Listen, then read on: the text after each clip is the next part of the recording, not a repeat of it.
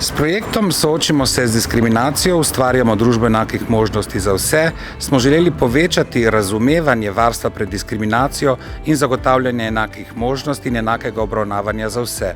V projektu smo sodelovali z Fundacijo Prizma, Skupnostjo občin Slovenije in z Akademijo za gledališče, radio, film in televizijo. Kaj je diskriminacija? Kako se srečamo z njo? Kako jo doživljamo? In kako konec koncev umetnost reagira na diskriminacijo? Ali obstaja diskriminacija tudi v umetnosti in ali umetnost lahko najde kakšne odgovore in rešitve?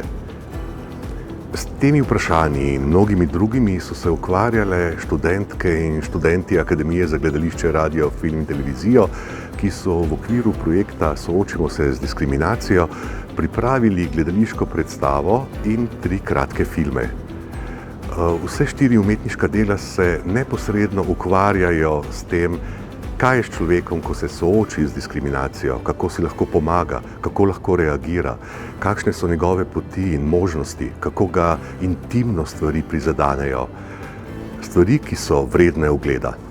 Ugotovili smo, da večina prebivalcev Slovenije zaznava diskriminacijo kot bolj ali manj resno težavo v družbi.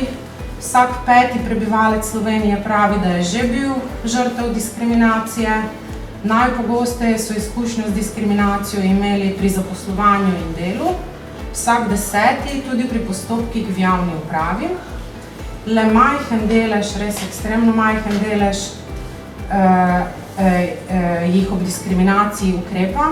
Področje človekovih pravic in enakih možnosti se dotika čisto vsakega slehernika, zato se nam je kot Skupnosti občin Slovenije, organizaciji, ki zastopa lokalne skupnosti v Sloveniji, zdelo zelo pomembno, da pri tem projektu tvorno sodelujemo oziroma da smo partner v projektu in s tem tudi omogočimo lokalnim skupnostim neposreden dostop do informacij, do novih znanj in do vseh aktivnosti v projektu.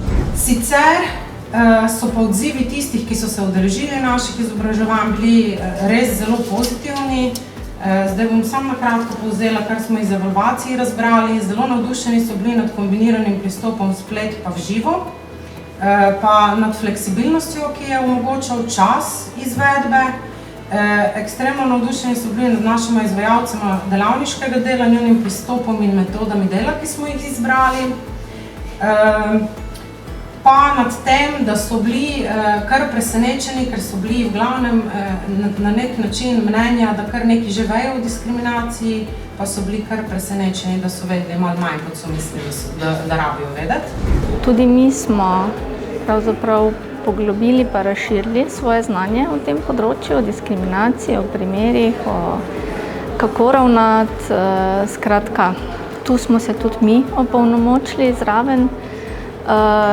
Pa kar se nam zdi, na primer, zelo dobro, ta primer dobre prakse, ki smo ga omenjali, torej območna služba Zavoda za zaposlovanje iz Maribora, s katero že dolga leta dobro sodelujemo v projektih in smo jih tudi v bistvu navdušili za te vsebine, da so se res tako odzvali in vključili vse zaposlene, ker je potem to res lahko delovanje celotne organizacije in tega bi si želeli še več.